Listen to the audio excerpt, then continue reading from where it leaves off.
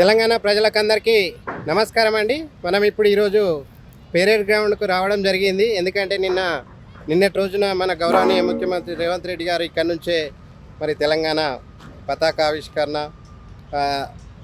అవతరణ దినోత్సవాలు ఇక్కడే మీరు వెనకాల చూడొచ్చు.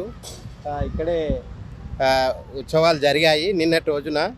సో ఇది అంతా బాగానే ఉంది. పూల అలంకరణ, ఈ వచ్చిన వారికి ఎండ తగలకుండా టెంట్లు వేయడము, నీళ్ళ ప్యాకెట్లు వేయడము, ఓఆర్ఎస్ ప్యాకెట్లు వేయడము, అంతవరకు అయితే బాగానే ఉంది. అది చేయాల్సిందే, ఏ ప్రభుత్వం ఉన్నా కానీ చేయాల్సిందే. ముఖ్యంగా ఈ ప్రభుత్వానికి ప్రజాపాలనకు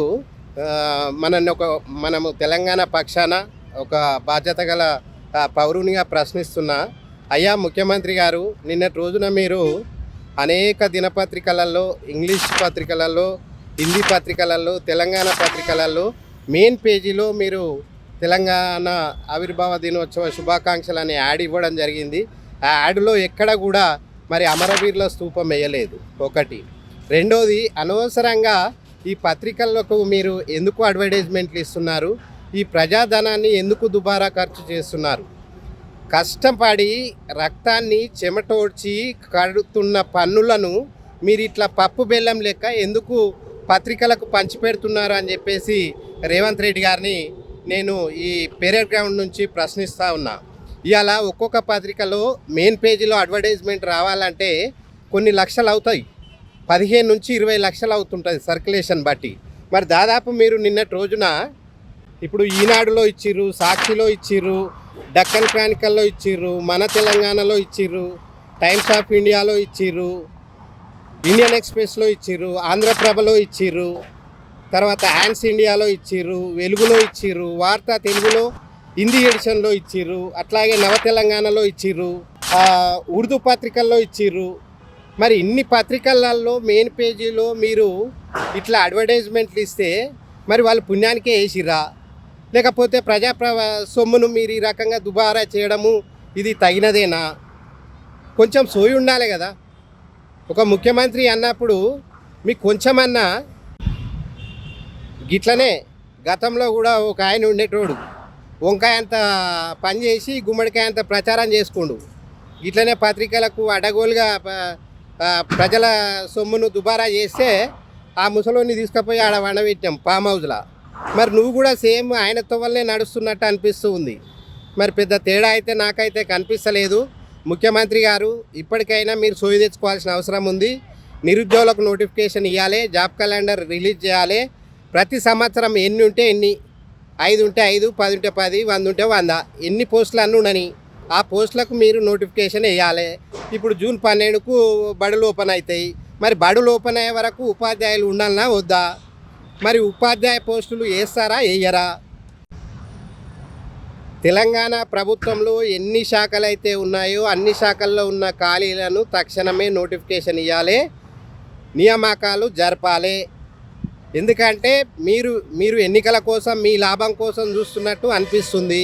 కానీ నిరుద్యోగుల జీవితాలను దృష్టిలో పెట్టుకోవాల్సిన అవసరం ఉంది. తెలంగాణ ప్రజలను దృష్టిలో పెట్టుకోవాల్సిన అవసరం ఉంది. నిరుపేదలు చదువుకుంటున్న ప్రభుత్వ బడులు బాగుపడాలని మీరు కోరుకున్నట్టయితే తక్షణమే ఈ ప్రభుత్వ పాఠశాలలో ఉన్న డిఎస్సి పోస్టులను, మోడల్ స్కూలు, ఇంకా ఈ గురుకులాలలో ఎక్కడైతే ఖాళీలు ఉన్నాయో ఎన్ని ఉంటే అన్నీ నింపండి.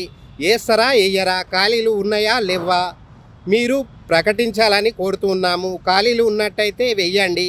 ఈ దాపరికాలు వద్దు, ముసుగుల గుద్దులాట వద్దు. ఉంటే వేయండి, లేకపోతే లేదు. అంతేగాని ఈ దాటవేత ధోరణితోని నిరుద్యోగుల జీవితాలతోని వారి మనోవేదనకు గురి చేసే పనులు మీరు చెయ్యొద్దు. కొంచెం సోయితోని పరిపాలించాలని చెప్పేసి ముఖ్యమంత్రికి ఒక తమ్మునిగా విజ్ఞప్తి చేస్తూ ఉన్నా. ఇప్పుడు మీరే అంటుంటారు, తెలంగాణలో అప్పులపాలైన తెలంగాణను మనము సరిదిద్దుకుంటున్నాము, సక్రమ మార్గంలో తీసుకెళ్లే ప్రయత్నం చేస్తున్నాము అంటారు.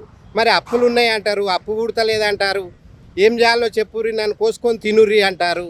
మరి ఈ ప్రచార విషయంలోకి వచ్చేసరికి ఈ దుబారా ప్రచారానికి ఈ తెలంగాణ ప్రజలు కష్టపడి చెమటోడ్చి కట్టిన పన్నులను మీరు ఇట్లా పత్రికలకు తగలేయడము ఇది న్యాయమేనా?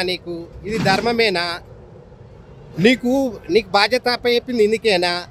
మేము కట్టే పన్నులను ఇట్లా దుబారా ఖర్చు చేయమనేనా నీకు ఇచ్చింది బాధ్యత?